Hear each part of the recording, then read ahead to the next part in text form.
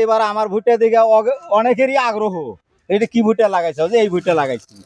আগামীতে ইনশাল্লাহ এই ভুট্টা অধিকাংশ মানুষই এই ভুট্টাই লাগাইবো। আপনাদের জমিতে এসে আমরা শুধু কলার মান নির্ণয় করছি, যে কলা দেখে মোটামুটি ভাবে আপনাদের আশ্বস্ত করেছিলাম ভালো ফলন হবে। এখন আজকে মাত্র মারাই করলেন, এখন মনে হচ্ছে কি পানি আছে ভুট্টায়? যাই হোক, এই ভুট্টাটা আমার কাছে খুবই ভালো লাগলো। সেটা হলো দানার বৈশিষ্ট্যটা সুন্দর দানা হয়েছে, কারণ এর উপরে আর দানা হয় না। এটা আমার কাছে ভালো লাগছে। আর একটা বৈশিষ্ট্য হলো, সেটা হলো আমার এই যে ভুট্টার যে দানাটা হয়েছে সে অনুযায়ী মোচনাটা চিকন এবং সে পরিমাণে খুব সীমিত।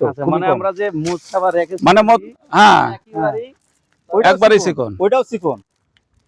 যাই হোক, আমি মনে করি যে ভালো মানের একটা ভুট্টা এটা।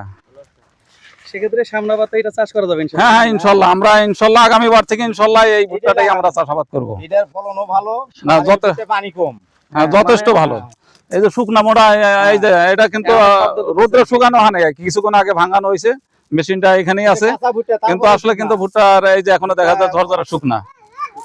হ্যাঁ আমার কাছে ভালো লাগলো। আমরা ইনশাল্লাহ লাগাইছিলেন আপনি? এটা সুপার গোল্ড। সুপার গোল্ড 55 না, এবার কর যে বীজটা আমরা শুরু থেকে আমরা জার্মিনেশন থেকে আমরা ভালো মানের বীজ তদা করে নিচ্ছি। একটা কোম্পানির সবচেয়ে ভালো বৈশিষ্ট্য হচ্ছে বীজ বিক্রয় করে এটা তদাগরি করা, খোঁজ খবর নেওয়া। কিন্তু আমাদের কর্তব্য হচ্ছে আপনাদের ফলন কেমন হলো।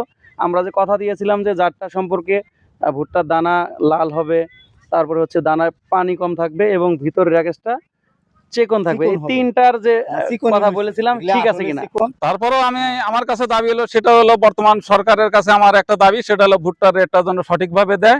কারণ বর্তমান সার এবং তেলের দামটা বেশি, যার কারণে খরচটাও বেশি, উৎপাদন খরচটাও বেশি। এই জন্য আমরা যেন ক্ষতিগ্রস্তটা না হই। এবার আমার ভুট্টা দিকে অনেকেরই আগ্রহ, এটা কি ভুট্টা লাগাইছো, যে এই ভুট্টা লাগাইছি।